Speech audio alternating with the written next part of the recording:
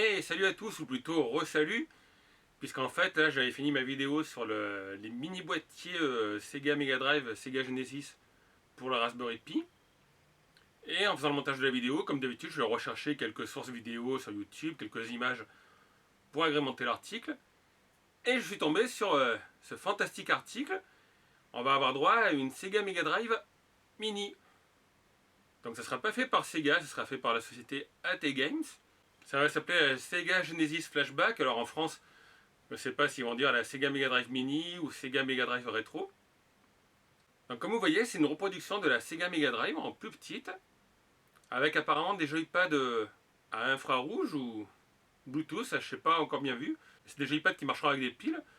Donc c'est dommage qu'ils n'aient pas fait des joypads qu'on branche, puisque des fois le câble c'est chiant, mais au moins on n'a pas besoin d'acheter de piles. Elle est annoncée pour septembre qui arrive.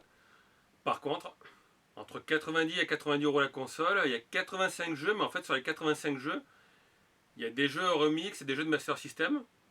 Donc je crois que grosso modo, il y a 33 titres que vous pouvez jeter à la poubelle, ce qui en fait plus que 50 d'intéressants.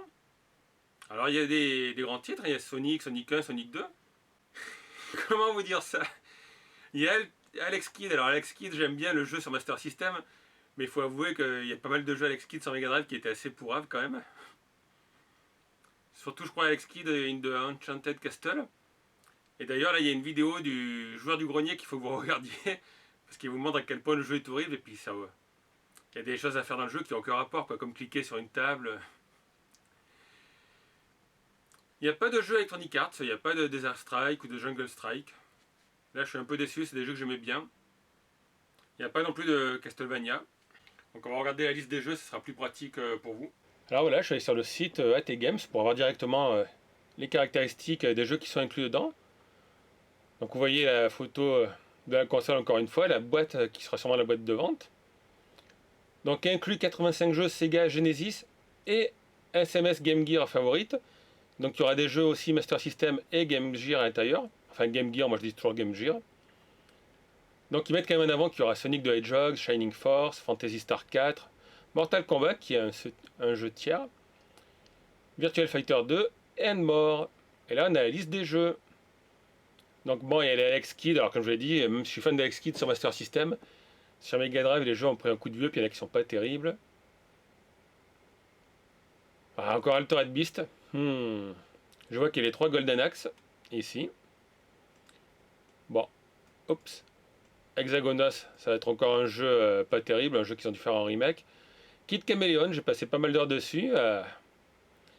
Ça va, il se joue. Donc Fantasy Star.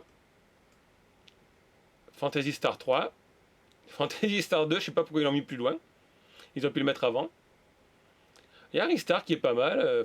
Bof, Shinobi non. On a les Sonic. Sonic the Hedgehog. Sonic and Knuckles. Et...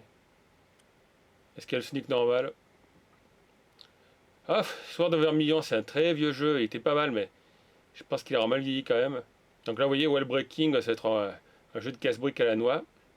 Il précise pas par contre si ça va être les jeux Game Gear ou les jeux Sega Master System ou Mega Drive. Donc voilà, il n'y a pas de Bubble Bubble. Voilà, honnêtement, dans la liste, vous voyez donc un peu tous les jeux qu'il y a.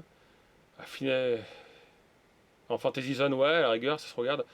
SWAT, c'était pas terrible.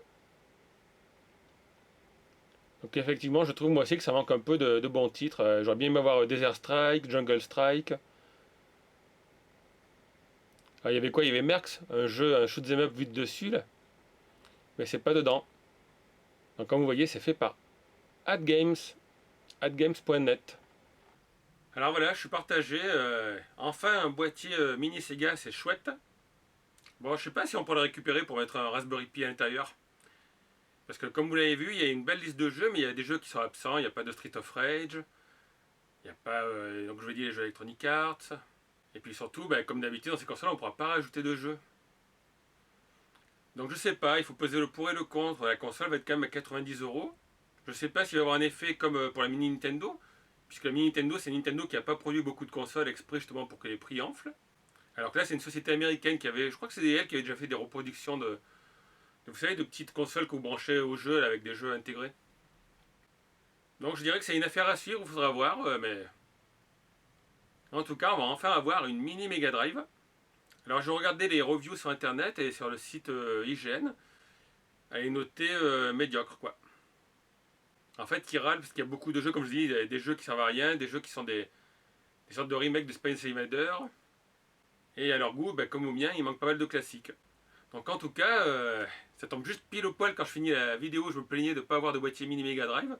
Donc comme je vous dis, il faudra voir si éventuellement le boîtier est adaptable, mais à 90 €, ça fait un peu cher si c'est pour servir juste comme boîtier pour le Raspberry Pi.